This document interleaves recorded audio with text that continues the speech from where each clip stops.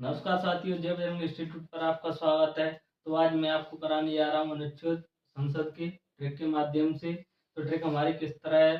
सरला जया शाम को संसद में बैठती हैं। मान लो कि सरला जया जब शाम को बैठती हैं तो ऐसे बातें करती हैं, ऐसे झगड़ा करती हैं जैसे ही संसद में बहस हो रही हो। तो देखते हैं हम अपनी ट्रिक की तरफ। तो आइए देखते हैं टॉपिक को। तो देखिए हमारी ट्रिक ये रही, सरला जया शाम को संसद में बैठती हैं। तो देखिए साथ से क्या निकालेंगे। साथ निकालेंगे संसद का गठन। हमें अनुच्छेद 79 में बताया गया है कि संसद का गठन। संसद संसद हमारे देश का सबसे बड़ा, जो देश का सबसे बड़ा कोई जगह है तो वो संसद है। इसका विरोध कोई नहीं कर सकता। और संसद के दो सदन होते हैं। संसद के दो सदन होते हैं, लोकसभा, राज्यसभा। और देखें तो इसके तीन अंग होते हैं, लोकसभा, राज्यसभा और राष्ट्रपति।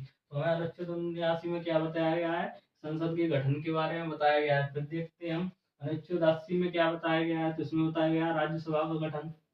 राज्यसभा के गठन के बारे में बताया गया। राज्यसभा हमारे उच्च सदन है संसद का।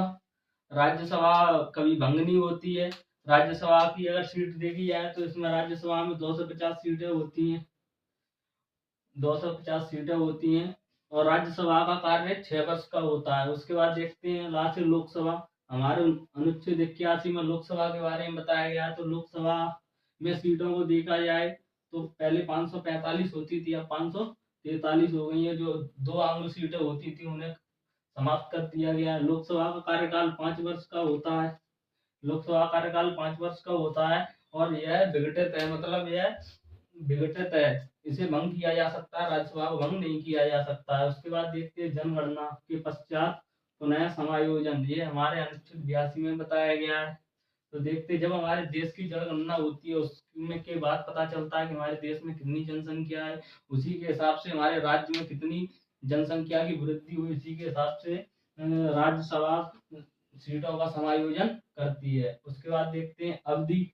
ये से क्या निकले अवधि। अनुच्छेद 83 में अवधि मतलब राज्यसभा लोकसभा की कितनी समय होना चाहिए। तो मैंने पहले ही बताया था, राज्यसभा का 6 वर्ष और लोकसभा का समय 5 वर्ष का होता है। उसके बाद देखते हैं अनुच्छेद 84 में हमें योग्यताओं के बारे में बताया गया है कि क्या क्या योग्यता होनी चाहिए। उसके बाद देखते हैं हमारा अनुच्छेद 85 में क्या बताया गया, संसद के सत्र, सत्रावसान और विघटन करना। तो सत्र हमारे 3 प्रकार के होते हैं बजट के आधार पर, ग्रीष्मकालीन और शीतकालीन। अब देते हैं सत्र। सत्र क्या होता है, जब हमारे संसद का प्रथम सत्र होता है तो सत्र को शुरू भी राष्ट्रपति करता है, समाप्त भी राष्ट्रपति करता है और खत्म भी राष्ट्रपति करता है। और जो है विघटन, लोकसभा का विघटन भी राष्ट्रपति करता है। उसके बाद देखते हैं हम, ऐसे अभिभाषण और संदेश भेजने का अधिकार केवल राष्ट्रपति को है। अभिभाषण और संदेश भेजने का, जैसे कि राष्ट्रपति को राज्यसभा में कोई नियम पारित कर दिया उसने, योजना, जैसी योजना देख लें कि हम कि बेरोजगारों के लिए रोजगार 1 लाख रुपए महीना फ्री का, या देख लेंगे जो कुआरे हैं उनके लिए मैरिज ब्यूरो खुलवाने की सोच ली। तो वो विचार करेगा कि राज्यसभा में तो पारित कर दिया, अब लोकसभा में पारित कैसे करें।